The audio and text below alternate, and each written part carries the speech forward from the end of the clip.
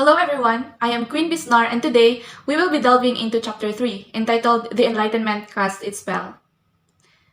The Enlightenment was characterized by a belief in the power of reason and rational inquiry to advance knowledge and improve society. The Enlightenment period began on 1872 up to 1898. Now, Rizal was a proponent of rationalism, advocating for critical thinking and the pursuit of truth through empirical observation and analysis. In his writings and actions, Rizal emphasized the importance of education and intellectual development as tools for social progress and enlightenment. Rizal's novels and poems aim to enlighten people on the current state of affairs in the Philippines, which made him a proponent of rationalism and enlightenment itself. So, these are the Filipino Enlightenment thinkers: Jose Rizal, Marcelo H. del Pilar, and Graciano Lopez Haina. They're also the principal leaders of the propaganda movement. So this chapter actually covers Rizal's first and second disappointments. Pero para makarelate ang tanan ani guys kay mo flashback sa time ni Rizal atong 1882 up to 1887. This was also the times where he was studying in abroad.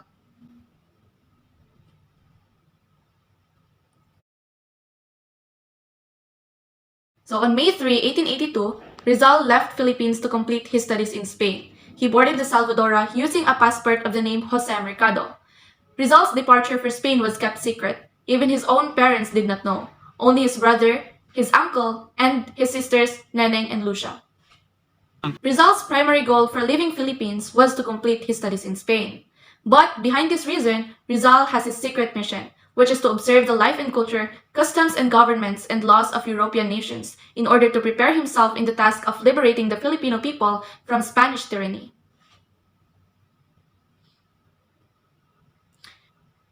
During the voyage to Singapore, he carefully observed the people and things on board the steamer, and to while away the tedious boredom of sea voyage, Rizal played chess with his fellow passengers who were much older than he. He defeated them many times, for he was a good chess player. The following day, May 9, 1882, the Salvadora docked at Singapore, where Rizal saw famous botanical garden and beautiful Buddhist temple and other sceneries.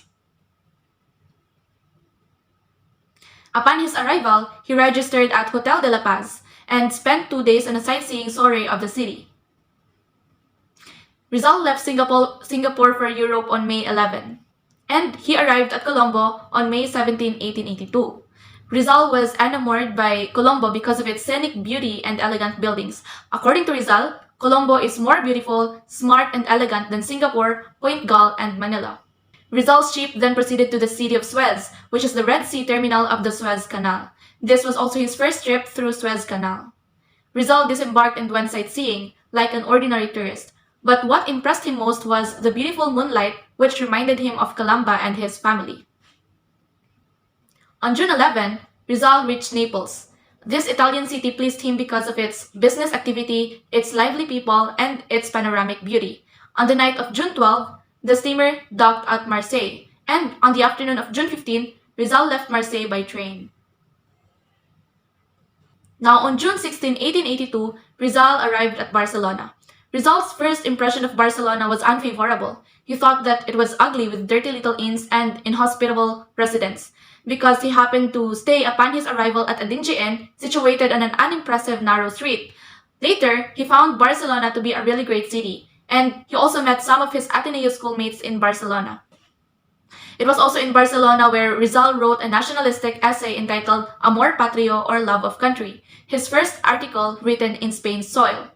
He sent his article to his friend Basilio Teodoro Moran in Manila, who is the publisher of Jayong Tagalog, which is the first Manila bilingual newspaper. And on August 20, 1882, his essay El Amor Patrio appeared on the newspaper.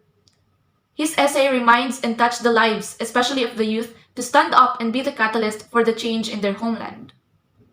In his article, Rizal wrote, "Love is an extremely powerful force behind most noble activities. Of all loves, the love of country has inspired the grandest, the most heroic, and the most selfless deeds." While sojourning in Barcelona, Rizal received sad news about the cholera that was ravaging Manila and the provinces. Many people had died and more were dying daily. Another sad news from the Philippines was the chatty letter of Chingoy recounting the unhappiness of Leonor Rivera, who was getting thinner because of the absence of a loved one. So Pasiano advised his younger brother, Jose, to finish the medical course in Madrid. Heeding his brother's advice, Rizal left Barcelona in the fall of 1882 and established himself in Madrid. On November 3, 1882, Rizal enrolled in the Universidad Central de Madrid, or the Central University of Madrid, in 2 courses. Aside from his studies in the university, he also studied painting and sculpture in the Academy of Fine Arts of San Fernando. He also practiced fencing and shooting in the Hall of Arms of Sans E. Carbonell, and also took lessons in French, German, and English under private instructors. Wow. So Rizal was not a handsome man. In physique, he was neither dashing nor imposing, for he was a shy small man. But he possessed an aura of charisma due to his many splendid talents, which made him attractive to young women, including Consuelo. Rizal, being a lonely young man in a foreign country, was attracted by Consuelo's beauty. He even composed a lovely poem on August 22, 1883 entitled A la Señorita COYP, or A la Señorita Consuelo Ortiga y Perez. However, Rizal's romance with Consuelo did not blossom for 2 reasons. First is that he was still engaged to Leonor Rivera, and second, his friend Eduardo Delete was madly in love with Consuelo. Shortly after Rizal's arrival in Madrid, he joined the Círculo Hispano-Filipino, which is an organization composed of Filipinos and Spaniards. Upon the request of the members of this society, he wrote a poem entitled Me Piden Versos, or They Ask Me for Verses, which he personally declaimed during the New Year's Eve held in the evening of December 31, 1882. So before ko proceed sa next timeline ni Rizal, guys, kay kanang nasa ko'y test or short test assessment if na-comprehend ninyo ako ang discussion or if kanang naka-catch up ra mo sa akong discussion. So number 1, on what day did Rizal left Philippines? The answer is May 3, 1882.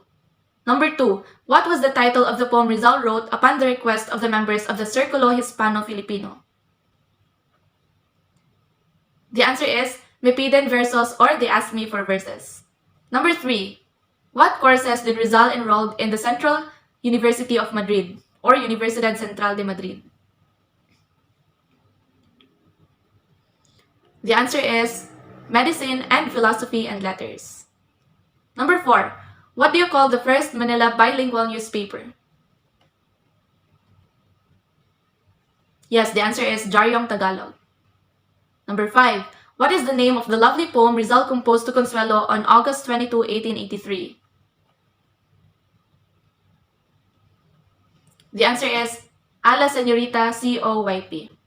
Okay, so resume na ta sa itong discussion, guys.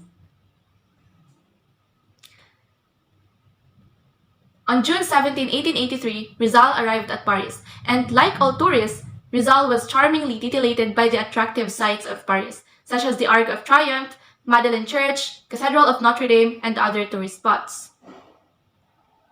According to Rizal, the prices of food, drinks, theater tickets, laundry, hotel accommodations, and transport were too high for his slender purse. So that he commented in a letter to his family, Paris is the costliest capital in Europe. Rizal was impressed by the way the Spanish Masons openly and freely criticized the government policies and lambasted the friars, which could not be done in the Philippines. So in due time, in March 1883, he joined the Masonic lodge called Acacia in Madrid. And on February 15, 1892, Rizal was awarded the diploma as Master Mason by Le Grand Orient de France in Paris. After Rizal's departure for Spain, things turned out from bad to worse in Calamba. Because the harvest of rice and sugarcane failed on account of drought and locusts. The manager of the Dominican-owned hacienda increased the rentals of the lands, and third, a dreadful pest killed most of the turkeys. Due to this hard time, the monthly allowances of Rizal were late in arrival, and there were times when they never arrived. June 24, 1884 is a touching incident in Rizal's life in Madrid, wherein he was broke and was unable to take breakfast.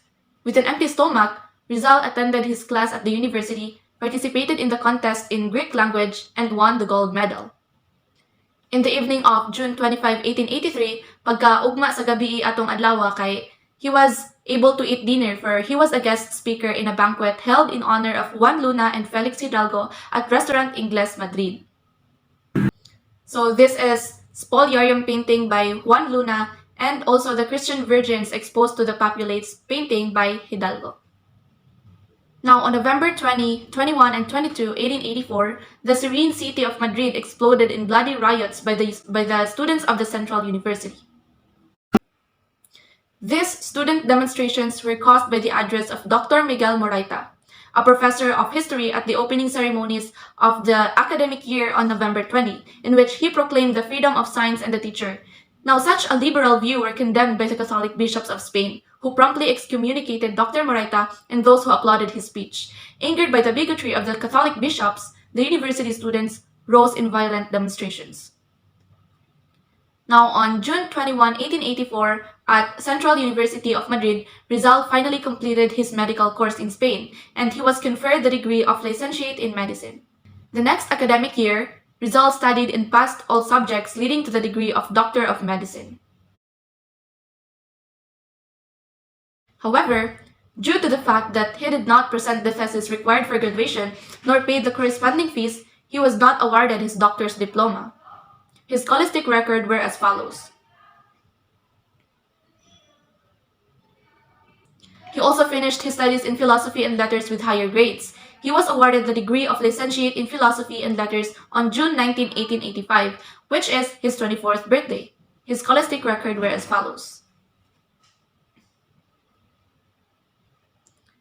Despite his not being awarded his diploma, he did not bother to secure the postgraduate degree of Doctor of Medicine, so he wrote a letter to his family on November 26, 1884. In his letter, he wrote, "My doctorate is not of very much value to me, because although it is useful to a university professor, yet I believe they will never appoint me as such in the College of Santo Tomas. I say the same thing of philosophy and letters, which may serve also for a professorship, but I doubt if the Dominican fathers will grant it to me."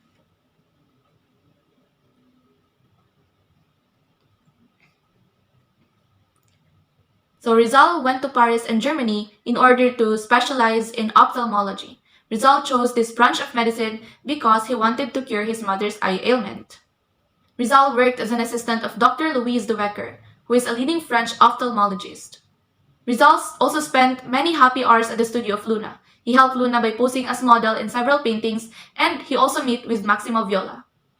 In Luna's canvas, The Death of Cleopatra, Rizal posed as an Egyptian priest.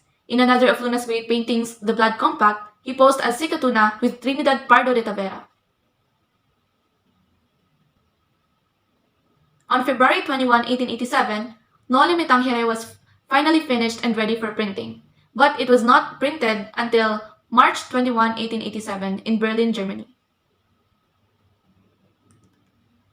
Rizal moved to Heidelberg on February 6, 1886 to continue his ophthalmological studies under Dr. Otto Becker, who is an academic from whom Rizal learned the basics of ophthalmological examination and diagnosis. It was also at these times where Rizal met Ferdinand Blumentritt, who is one of Rizal's closest confidant. Blumentritt translated a chapter of the first book, Noli Me Tangere, into German, and also wrote the preface to Rizal's second book, El Filibusterismo. So Rizal stopped at Barcelona to visit his friend Maximo Viola. With the help of Maximo Viola, Noli Me Tangere was published, because it was Maximo Viola who gave Rizal the necessary funds to publish his novel. Thus, Rizal was able to produce 2,000 copies of his book Noli Me Tangere in Berlin. Now, May to June was a whirlwind tour of Rizal in Europe with Maximo Viola. On May 11, 1887, they left Berlin by train going to Dresden. And on May 13, also in 1887, they arrived in the railroad station where Professor Ferdinand Blumentritt was there. So as a result, Blumentritt helped the two get a room at Hotel Krebs, and there they stayed from May 13 to 16, 1887. So after this event, kay daghan pa kay silang mga lugar nga naadtuan. Kay imagine, May to June, this was a whirlwind tour of Rizal with Maximo Viola. So now, i-cover na nato ang two disappointments ni Rizal. So, yung first disappointment, it occurred soon after his arrival in Madrid, Spain, wherein he encountered a lack of depth and seriousness among many Filipino students living in Spain.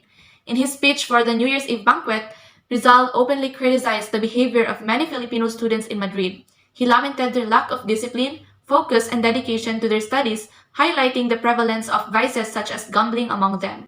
Rizal's first disappointment with the lack of seriousness among Filipino students in Spain foreshadowed his growing disillusionment with the state of affairs in the Philippines. But despite his disappointment, Rizal remained committed to his ideals and principles. He used his platform as a writer and intellectual to advocate for social reforms and to inspire his fellow Filipinos to strive for justice, equality, and national independence. Now, Rizal's second disappointment occurred as a result of negative reactions to his essay El Amor Patrio or Love of Country by some friar, which led to Rizal's parents forbidding him from writing politically charged pieces. Another manifestation of Rizal's growing disillusionment and depression following the prohibition was his poem Me Piden Versos or the Ask Me for Verses. While often interpreted as a poem expressing homesickness, it can also be viewed as a reflection of Rizal's internal struggle and frustration over the constraints imposed on his creative and intellectual pursuits. The poem hints at Rizal's realization that death was his constant companion. Rizal's anger reached a boiling point when he learned of the actions of Father Villafranca, the Vicar Foray, who exploited the death of Rizal's childhood mentor, Father Leoncio Lopez, to extort money from Rizal's family. Father Leoncio Lopez was a childhood mentor and a dear friend of Rizal. Father Villafranca, upon learning of Lopez passing away, he sought an opportunity to exploit the situation for financial gain. Father Villafranca approached Rizal's family and demanded money under the guise of collecting funds for the church or other purposes related to Father Lopez's death. However, instead of collecting legitimate donations or contributions, Villafranca resorted to intimidation and threats to extract money from Rizal's family to further his own interest. Rizal's impassioned response to Father Villafranca's actions, as conveyed in his letter dated July 20, reflects his deep-seated commitment to justice and his disdain for the hypocrisy and corruption within the Catholic Church hierarchy. In his letter, Rizal condemns the clergy's exploitation of the poor and their betrayal of their principles they purportedly espouse. So this is the content of Rizal's letter.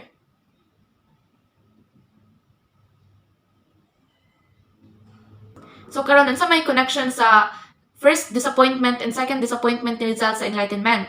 So let us please all together read.